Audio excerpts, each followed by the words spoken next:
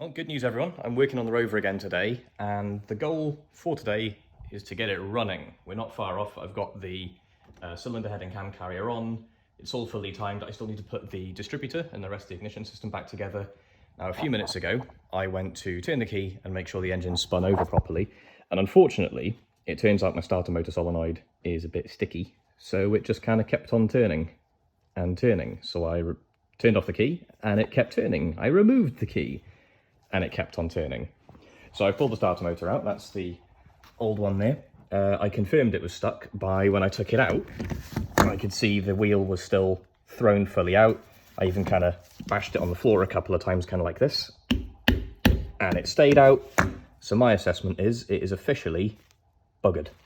Thankfully, I've got a spare one off of that very, very broken engine I bought last year. It was living up on that shelf.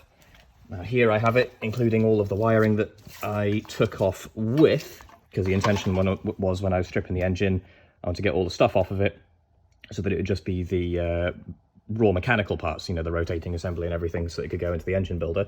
So I've just taken all of that off, and of course, because nothing's ever easy, this starter solenoid, you can see on the end here, it's got the two big main power terminals, one in from the battery at the top, one down to the starter at the bottom, and then two triggers on the sides. Of course, it has different terminals to my starter solenoid, which you can see has obviously the same two main power terminals, but two very, very different trigger terminals. So I have to crimp some new ends onto the wires that are inside the car. I've got to take the spade connectors off, put ring terminals on, put them on that, and then hopefully I can spin the engine over. Well, in fairness, I don't really need to spin the engine over. I know it spins now. So I can now start thinking about like hooking up fuel, hooking up spark, because at the minute my distributor is very much not in the car.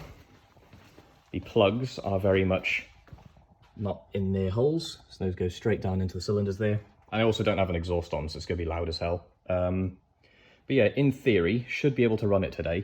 The other obstacle to getting it running right now is that these two here are my heater hose, and that big blob of black there is my anti-vibe sound deadening in here in the passenger cell. So I'm going to have to either just run it briefly so that I don't puke too much of whatever dregs of water are left in the car out of it, or I can nip over to one of my spare body shells. I've got a gold donor car over at my grandparents' house in their driveway because they have room that I do not have, and I can pull the heater box out of that. That contains a heater matrix. I can put that in and be one more step closer to having a completed SD1, because I've got to be honest, I've gone over this heater box here and I've concluded I think it's buggered.